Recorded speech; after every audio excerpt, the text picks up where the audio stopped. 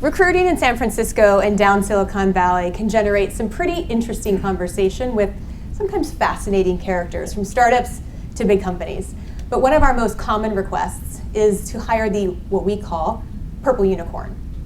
Now, maybe you have tried to hire a purple unicorn. It is when you list all of the qualities and traits that you hope would come in some magical person who can't wait to work for you.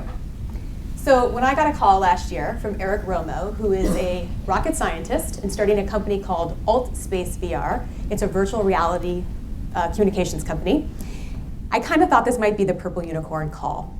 So even though he was employee number 13 at SpaceX, a Stanford grad, I kind of thought he might have a narrow view on how to hire. And what I learned was actually he had a very broad lens.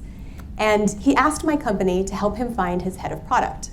Now, what he said was really important to him was that his head of product be considered female or male. So he wanted us to really focus on helping him build a leadership team from the very beginning that was gender balanced.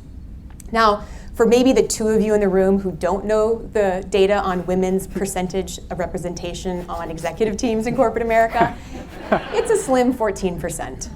And the science shows us why. We most likely hire people who look like ourselves. It is just this bias that we have, and it's actually the #1 predictor as to who we will hire.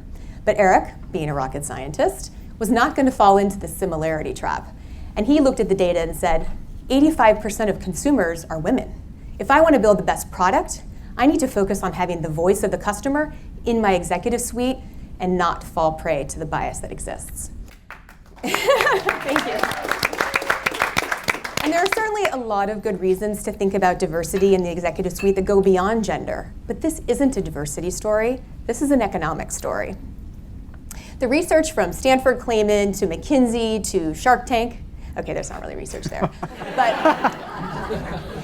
both the Wall Street Journal and The Economist have revealing large studies that show that companies who have at least 30% women leaders running the companies have better financial returns. In fact, one study showed that the return on equity was 35% higher. So the important part as we think about this is why, right? 30% is this critical mass number that we need to make good decisions, because we've learned if we have a table of 10 executives at the room and there's one lone voice that's a woman, we don't actually hear her.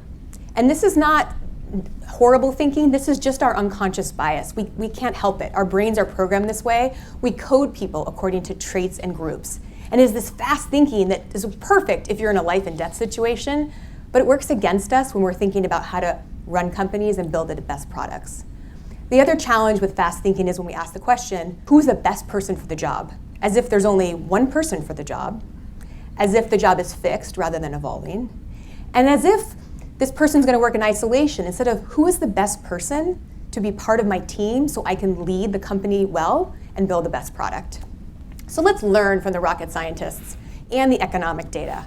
Start your companies or evolve your current leadership teams to have gender balance in the executive suite, remembering that critical number. 85% of purchasing is done by women, because you don't have to be a rocket scientist to hire like a rocket scientist. Thank you.